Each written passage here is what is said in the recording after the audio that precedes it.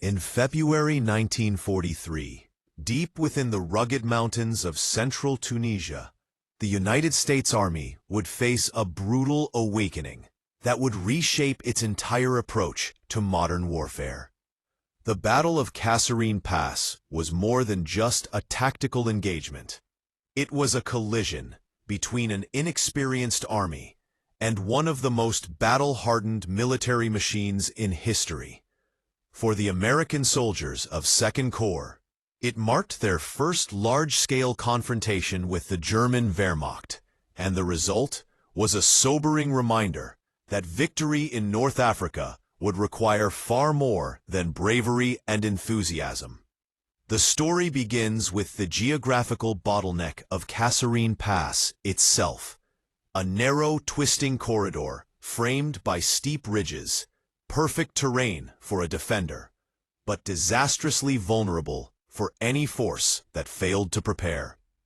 The Americans entered the pass, stretched out, poorly coordinated, and led by commanders who underestimated German capabilities. Their positions were scattered, their communications unreliable, and their senior leadership slow to react. Opposing them was General Erwin Rommel, the legendary Desert Fox, who recognized the weakness instantly. With the precision of a surgeon, he launched a concentrated armored strike designed to tear open the pass and exploit the gap with lightning speed. When German tanks and mechanized infantry roared into the pass on February 19th, panic spread across parts of the American line. Units were isolated, artillery was uncoordinated, and the tank destroyers, intended to form a mobile shield, were dispersed in small platoons, unable to mass their firepower. The Germans advanced with terrifying efficiency. They combined infantry, tanks, mobile artillery, and air support into a cohesive assault that overwhelmed American positions one by one. Machine gun nests were flanked, anti-tank guns knocked out, and several companies became disorganized in the chaos. Some soldiers fought bravely to the last. Others were forced into retreat by the sheer weight of German armor. Within 48 hours, II Corps suffered what would become one of the most painful defeats in American military history. Approximately 6,500 casualties were recorded. Dozens of tanks were destroyed or abandoned. Supply depots were lost. Morale sank. Newspapers in the United States soon reported the disaster, leaving the American public stunned. But behind this defeat was something far more important: a brutally honest assessment of the U.S. Army's weaknesses. The failure at Kasserine exposed deep flaws that could no longer be ignored. Commanders were inexperienced in fast-paced mechanized warfare. Units lacked integration. Reconnaissance was poor. Coordination between infantry, armor, and artillery was inconsistent at best. And above all, the American High Command recognized that its forces could not continue fighting with outdated doctrinal assumptions inherited from pre-war training manuals.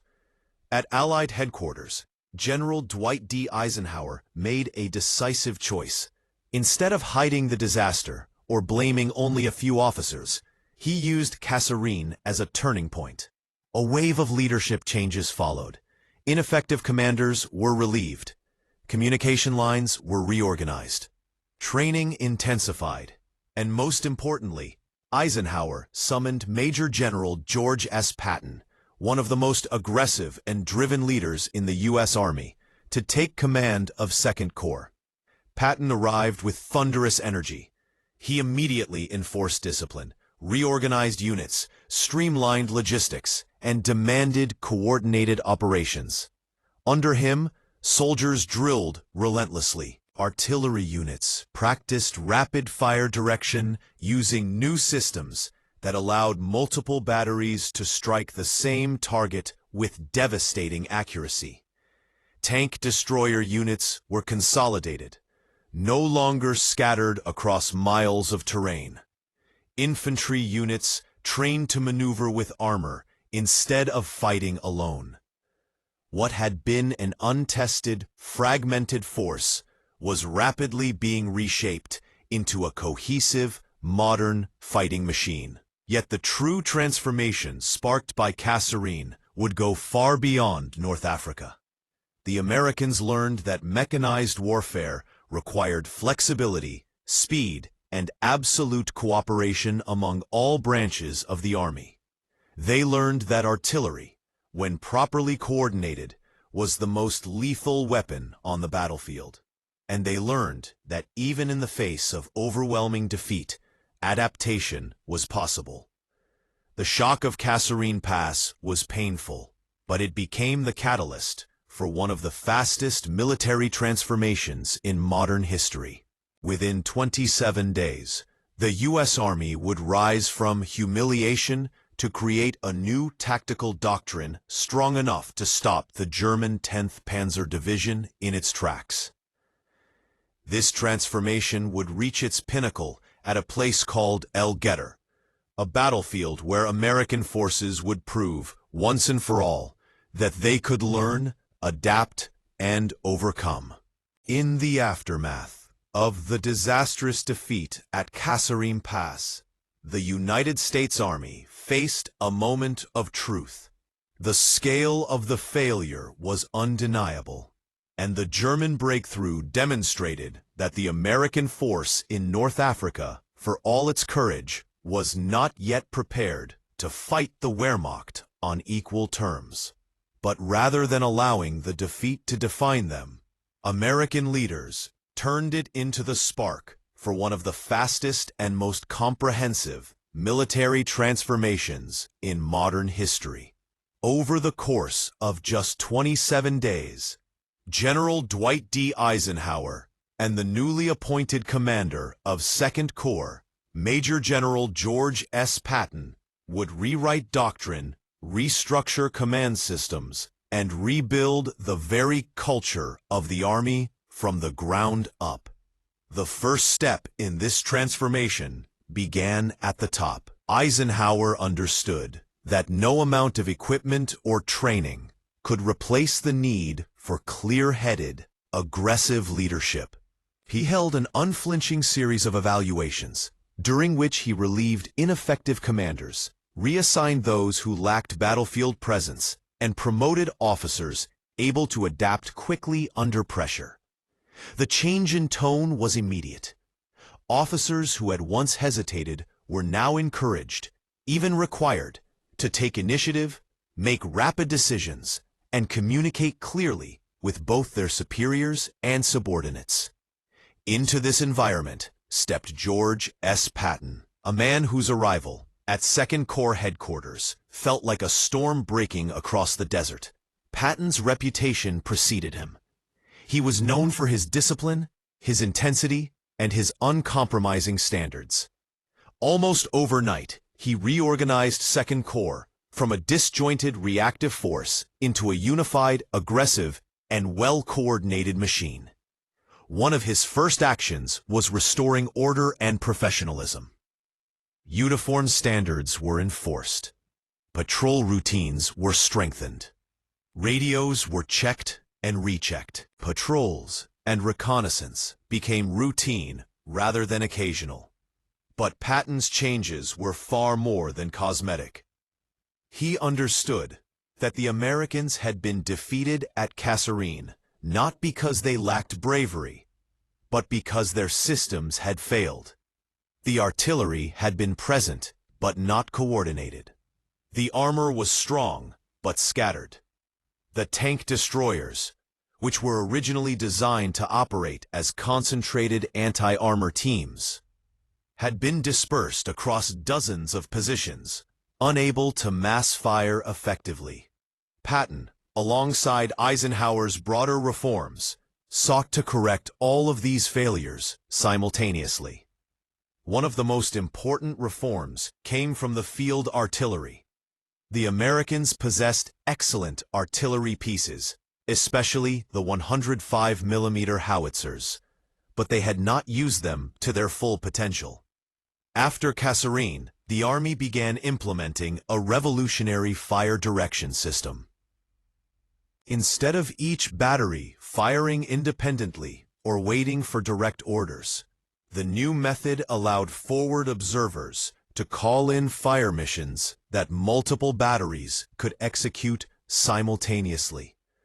This created what historians later described as a steel curtain, a wall of precisely coordinated fire that could halt German advances or obliterate counterattacks with ruthless efficiency.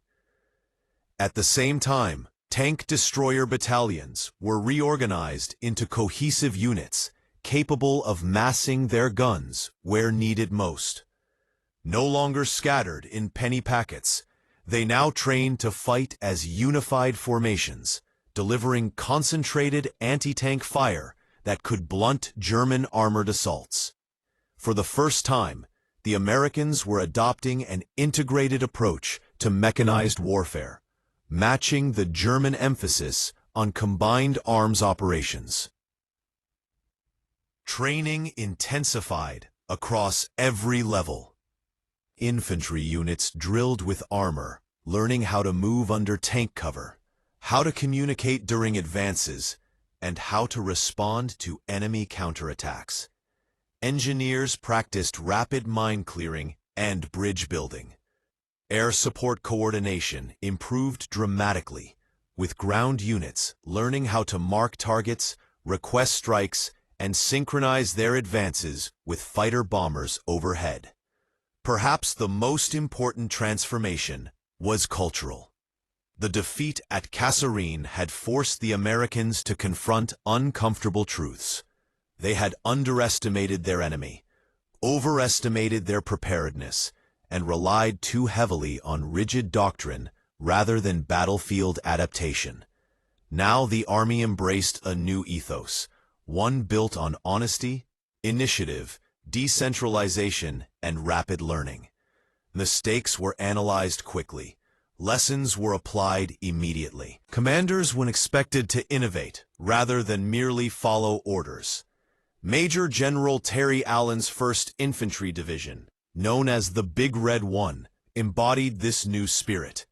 Under his leadership, the division emphasized aggressive patrolling, coordinated attacks, and combined arms operations. Allen's experience and battlefield intuition helped shape the reforms spreading across II Corps. His division became a spearhead for the coming counteroffensives. By mid-March 1943, barely 4 weeks after Kasserine, the change was unmistakable. II Corps moved with greater coordination, reacted faster to enemy maneuvers, and fought with renewed confidence. The soldiers were no longer the inexperienced units that had stumbled through the pass. They had become a disciplined, lethal force, ready to prove themselves on the battlefield. All of these reforms, leadership changes, artillery coordination, tank destroyer concentration, combined arms training, and cultural transformation, were about to be tested. Ahead lay a new battlefield, a place called El Guitar, and it would be there, on March 23rd, that the U.S. Army would demonstrate the full power of the transformation born from their darkest defeat. https p.mm p.mm p.mm p.mm p.mm p.nm p.nm p. In the weeks following the shock of Kasserine Pass, the American 2nd Corps underwent an extraordinary metamorphosis.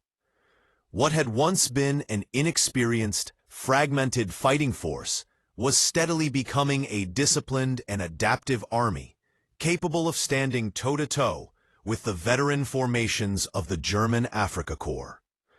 But the transformation was not merely organizational. It was human. It was shaped by leaders whose personalities, instincts, and drive forged the new American way of war.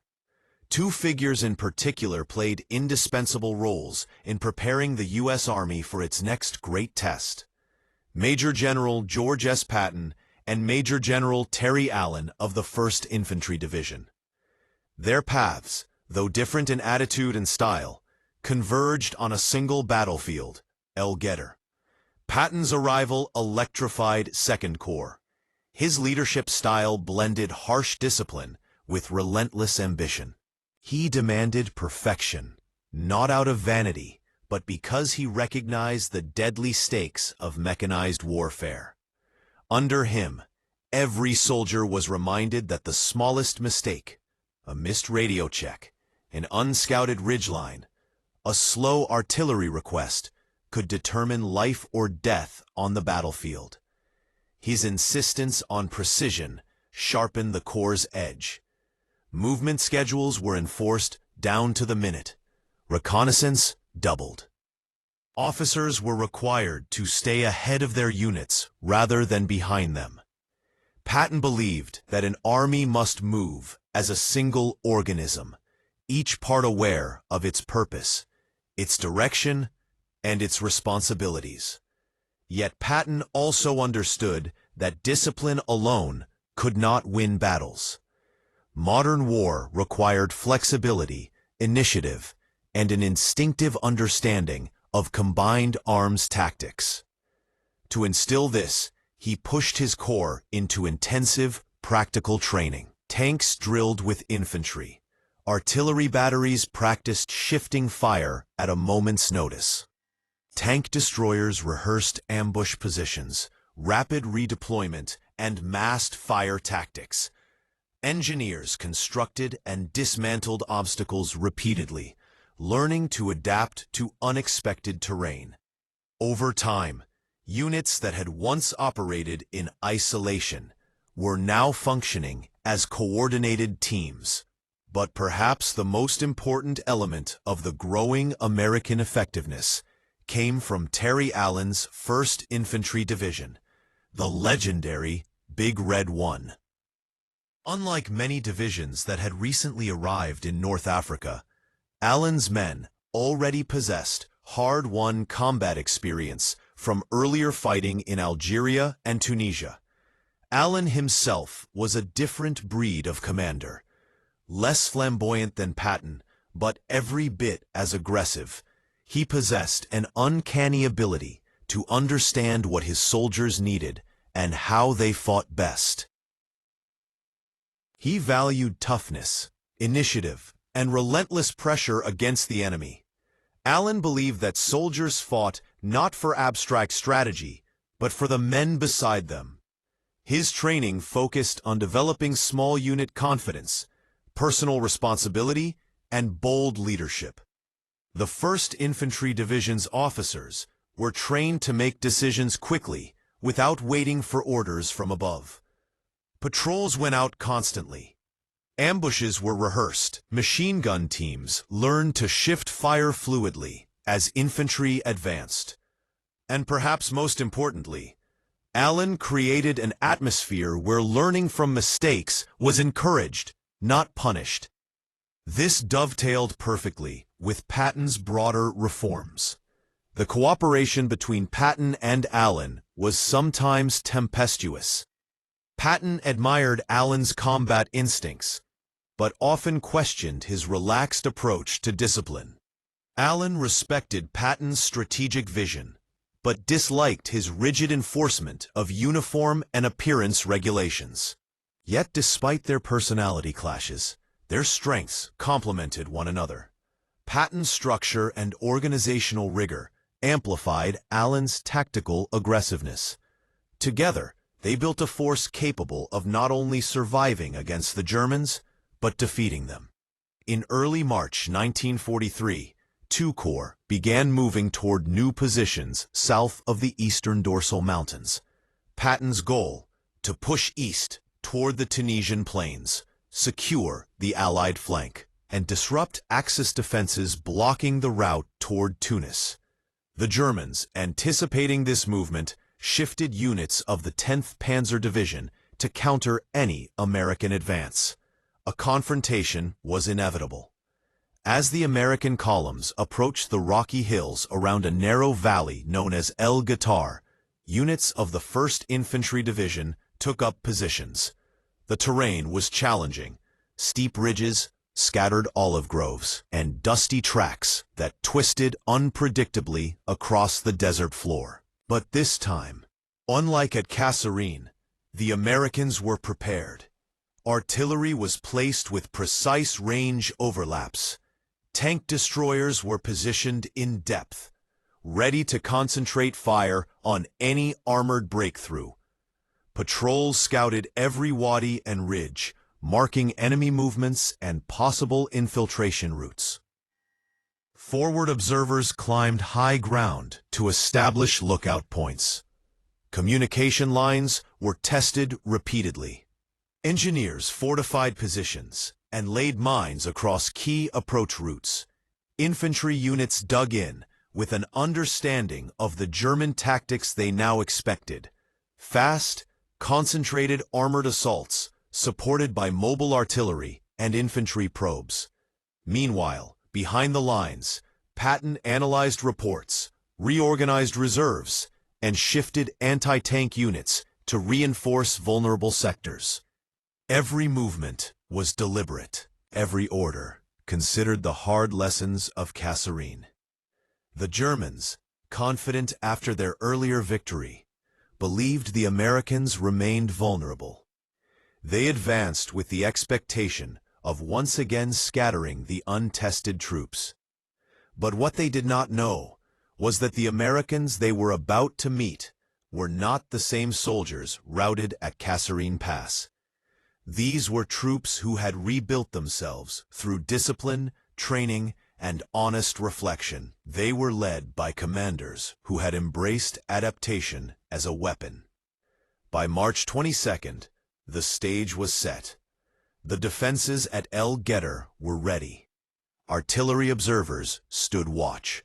Tank destroyer crews held their breath. Infantrymen waited behind rifle pits, staring at the horizon for the first sign of dust trails signaling the approach of German armor.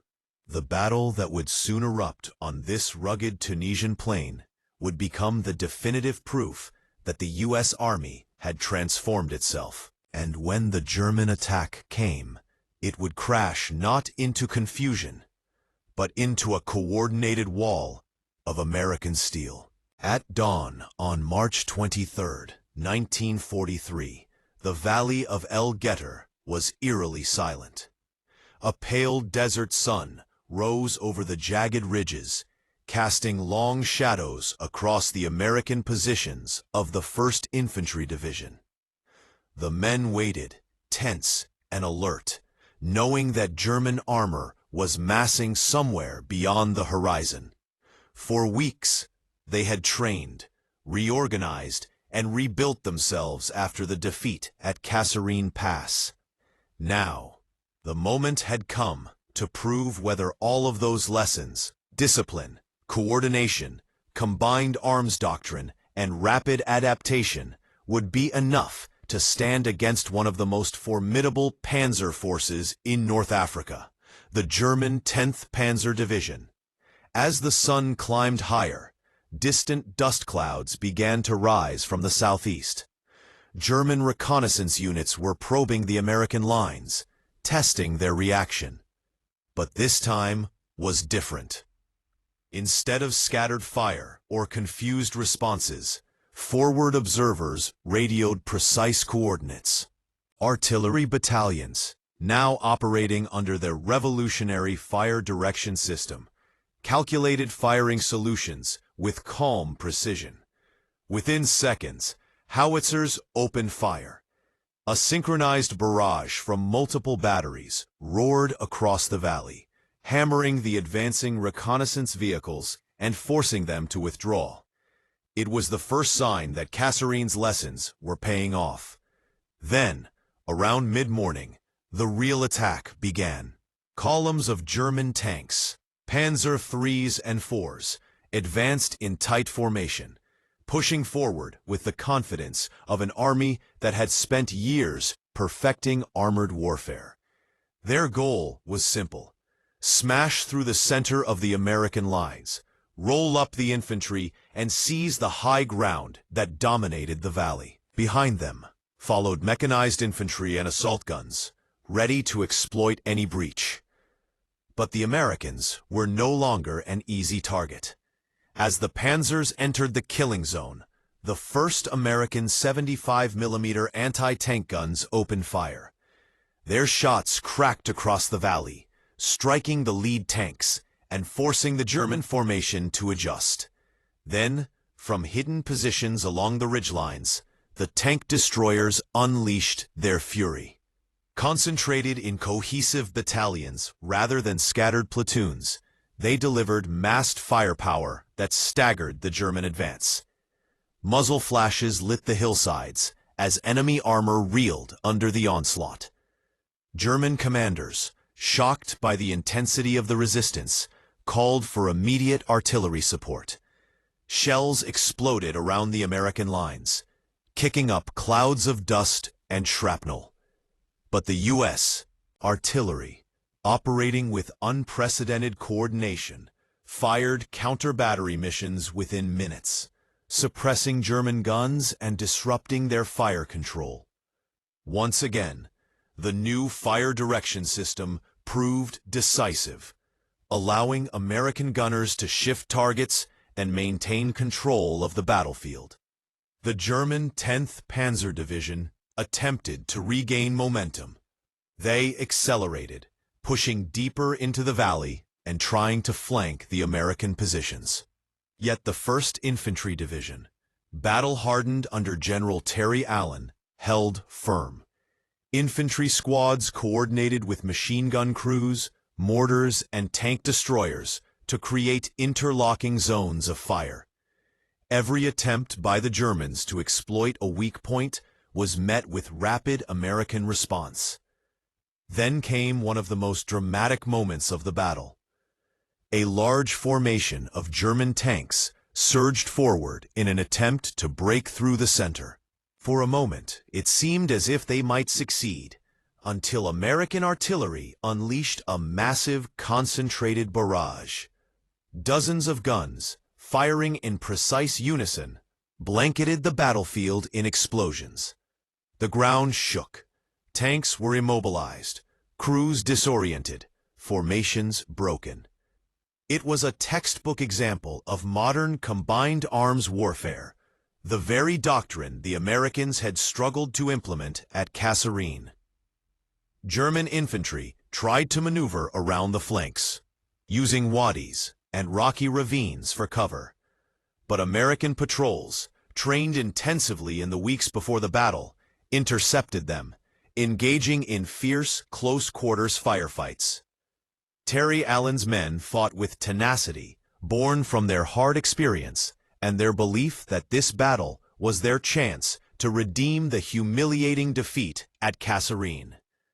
By early afternoon, the battlefield was littered with burning German vehicles. The 10th Panzer Division, unable to achieve a breakthrough, regrouped for another assault. But their losses in tanks and manpower were mounting. Once again, they advanced. Once again, they were met by a coordinated storm of American artillery, anti-tank fire, and counterattacks by infantry. What made El Getter extraordinary was not merely the ferocity of the American defense, but its discipline and organization. There was no panic. No breakdowns in communication. Units that had once faltered under pressure now executed complex tactical maneuvers with confidence. Tank destroyer battalions repositioned quickly, shifting fire to meet changing threats. Artillery observers calmly reported new coordinates as shells fell all around them. Infantry commanders moved between positions, ensuring that every platoon remained connected and aware of the larger fight. By late afternoon, the German attack had stalled completely. The cost had been heavy for both sides, but it was clear that the 10th Panzer Division had failed to achieve its objective. The Americans had held the line, and more than that, They had demonstrated mastery of the very combined arms tactics that the Germans had long relied upon. When evening fell across the valley of El Guetar, the battlefield lay silent once more. Smoke drifted from destroyed tanks. Medics tended to the wounded. Exhausted American soldiers sat in their foxholes, stunned by what they had accomplished. They had not merely survived, they had won. And in doing so, they had proved that the U.S. Army had transformed itself into a force capable of defeating the legendary Afrika Korps. The victory at El Guetar marked the moment when the United States Army truly came of age. It was the culmination of honest self-assessment, disciplined training, innovative doctrine, and the willingness to learn from failure. Kasserine Pass had revealed the Army's weaknesses. El Guetar revealed its potential. The victory at El Guetar was more than a battlefield success. It marked a profound turning point in the evolution of the United States Army. What began as a humiliating defeat at Kasserine Pass became the foundation for a new kind of American warfare, built on adaptability, technology, combined arms doctrine, and decentralized leadership. The transformations sparked in Tunisia would echo across every major campaign that followed, shaping the battles of Sicily, Italy, Normandy, and beyond. To understand the American victories that defined the latter part of World War II, one must trace their origins back to those hard lessons learned in the Tunisian desert. In the immediate aftermath of El Guetar, American commanders conducted detailed after-action reviews. Unlike many armies, which often hid or downplayed mistakes, the U.S. command culture, now shaped by Eisenhower, Patton, Bradley, and Terry Allen, embraced brutal honesty. Every failure was dissected. Communication lapses, slow responses, coordination issues, terrain misreads, and logistical gaps. These candid assessments allowed the U.S. Army to implement improvements rapidly, often within days or even hours. This cycle of evaluation and adaptation became an institutional habit, creating a force that evolved faster than any of its adversaries. One of the most influential lessons came from artillery integration. At Kasserine, American artillery had been strong but poorly coordinated. After the reforms, the U.S. Army developed what historians later called the most flexible and effective artillery system of the Second World War. The Fire Direction Center (FDC) concept, where forward observers could call in massed fire from multiple batteries simultaneously, became standard. By Normandy in 1944, this system allowed American divisions to unleash devastating barrages within minutes, often overwhelming German counterattacks before they could even form. Another key innovation was the refined use of tank destroyers and anti-armor doctrine. The scattered deployment that had failed at Kasserine gave way to concentrated battalion-level employment. The lessons of El Guetar, where disciplined tank destroyer fields of fire stopped German armor cold, became a blueprint. By the time American forces entered France, TD battalions were capable of flexible defense, quick relocation, and lethal ambushes that frequently outmatched their German opponents. Even as U.S. Sherman tanks struggled against heavier German armor, the doctrine and organization of American anti-tank units compensated through coordination and speed. Leadership development also evolved. Kasserine exposed a critical weakness.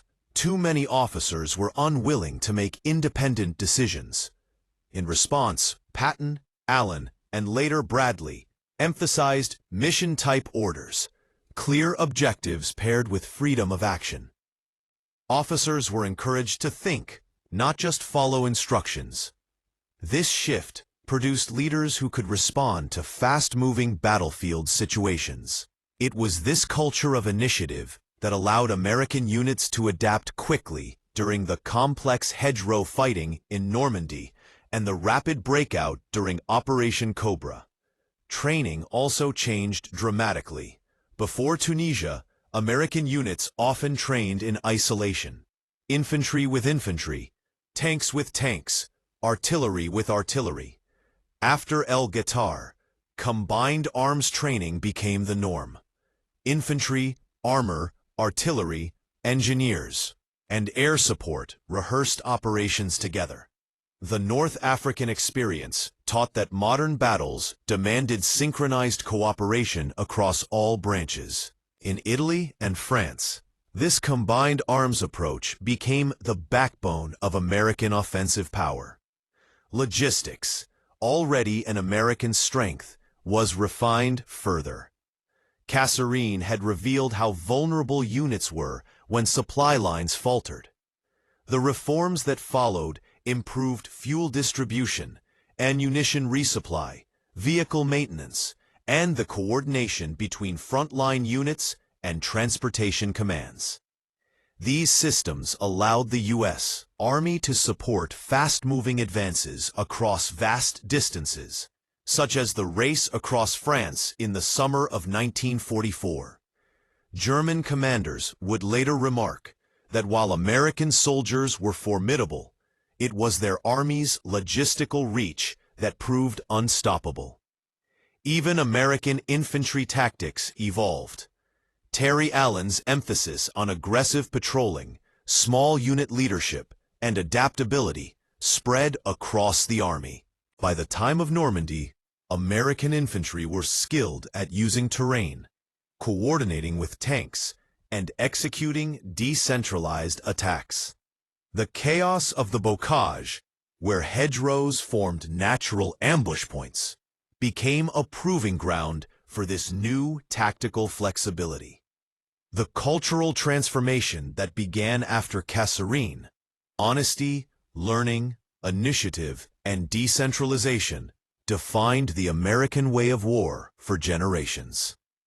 This culture ensured that even when surprised or challenged, U.S. forces could recover quickly. It was not perfection that made the American Army effective. It was its adaptability. The Germans often fought brilliantly but rigidly. The Americans fought with competence, coordination, and an ability to adjust faster than their opponents. By the time the Allies stormed the beaches of Normandy in June 1944, the U.S. Army was no longer an inexperienced force learning hard lessons under fire. It had become one of the most capable, modern, and flexible fighting forces in the world. The soldiers who pushed through the bocage, liberated Paris, crossed the Rhine, and fought into Germany inherited the doctrines forged in Tunisia. The transformation from Kasserine to El Guettar was not merely a response to defeat. It was the creation of a new identity. It proved that the strength of the U.S. Army lay not just in manpower or industry, but in its willingness to confront its own shortcomings, innovate rapidly, and trust the initiative of its leaders and soldiers. When historians look back on World War II, they often highlight Normandy as the symbol of American military might. But the true foundation of that success was laid months earlier, under the blazing Tunisian sun, when defeat forced the United States Army to reinvent itself. Kasserine revealed the vulnerabilities. El Guettar revealed the solution, and together, these battles forged a blueprint for victory that would guide American soldiers all the way to the heart of Europe.